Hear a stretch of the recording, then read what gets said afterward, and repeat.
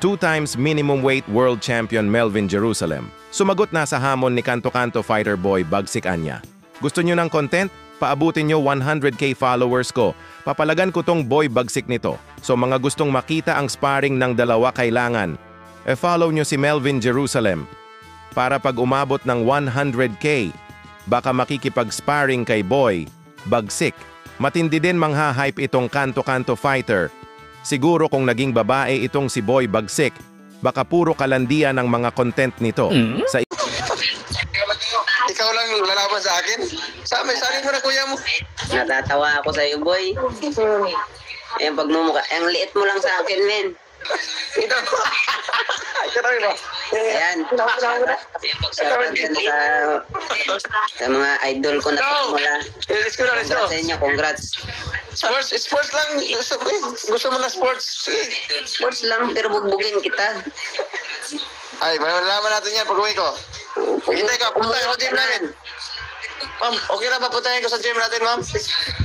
Puntain. Punta ka ron. Andun yung gym namin sa Banawa. Puntahin kita doon. Pag manalo ka sa akin, min, bigyan kita checks. Payag ka. Ano? No, Jex. May asawa na ako. May sawa ka na? Ang kanyang pagmumukha, nagkakasawa pa pala yan. Ano, Bord? Patulang ko na to? Ulan mo. Loko itong may bagsik na to, ah. May isi ka sa akin, men. Kita mo yan? Ano, guys? Ano? Larga? Larga.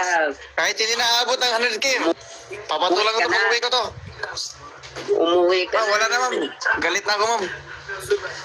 Gigigil ako, men. Let's go. Wala naman akong pasaw. Tapos na yung laban ko, nakarelax na ako. Balik na ako sa training. Paghanda ako itong unggoy na to. Anda ka na mabugbog, men? Coach, susta coach.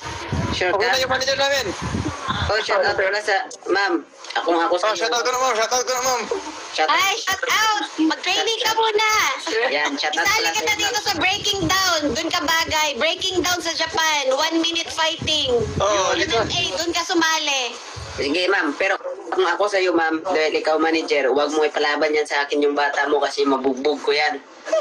Ay, baka naman ikaw ang mabugbog. Maawa ka dyan. Vlogger.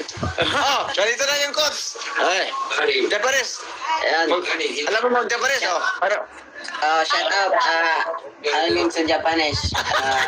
Konnichiwa. Hindi ako marunong eh. Pero sabihin mo sa kanya, Salamat. nakaraang araw may binugbog akong Japanese dito. Kababayan niya. Ma'am, may sakit. Sa ibang balita, Pinoy veteran fighter na si Jason Canoy Manigos naglabas ng kanyang hinanakit. Base sa kanyang post sa Facebook, maraming beses na raw siyang dumayo sa iba't ibang bansa. Pero first time daw niyang umalis na hindi libre ang pagkain sa eroplano kahit daw tubig wala. Buti na lang daw meron siyang pocket money at nakapagpalit sa Kuala Lumpur, Malaysia. Makikita nga po natin mga boss, parang nanghihina ang ating pambato. Tapos ngayon, Abril 5 na ang kanyang laban kontra sa American-Uzbekistan fighter at isa itong knockout artist, may 12 wins, 11 knockout at isang talo lamang mula sa former world champion na si Raymond Ford, kaya malupit ang makakalaban ni Jason Canoy. So abangan po natin yan sa Sabado mga boss. Sana makarecover agad itong si Canoy Manigos para maging maganda ang kanilang salpukan sa Sabado.